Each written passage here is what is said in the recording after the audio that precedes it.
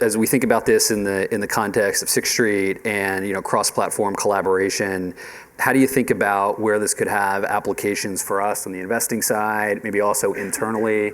What the engineering and strats team's working on. So we have all kinds of ambitions, as you know. So here's one that's just an ambition, and it's out there in the future, and it is not happening now, just to be clear, but it's a direction.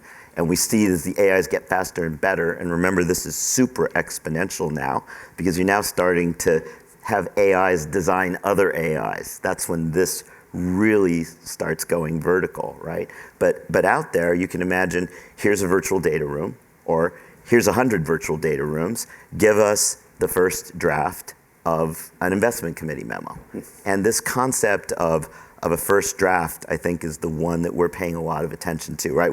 It's not the finished work product. Yep. It's gonna need people to, and this will be the hard part, to look at it very carefully, right? Did it hallucinate? Where's the citation? Does this make sense? Right. It's like the early days of the internet of the whole thing we learned, you can't, just don't believe what you read off the internet. Right. There's gonna be some stuff that doesn't make any sense.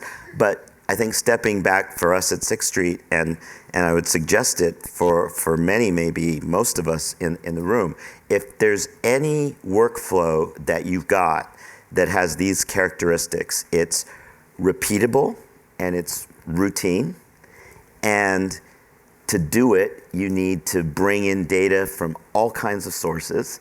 And the data isn't structured like a stock ticker is highly structured. It might be in PDFs, it might be in Excels or PowerPoints and different box drives. Like when the data is spread out and the output of the workflow needs to be customized. Yep.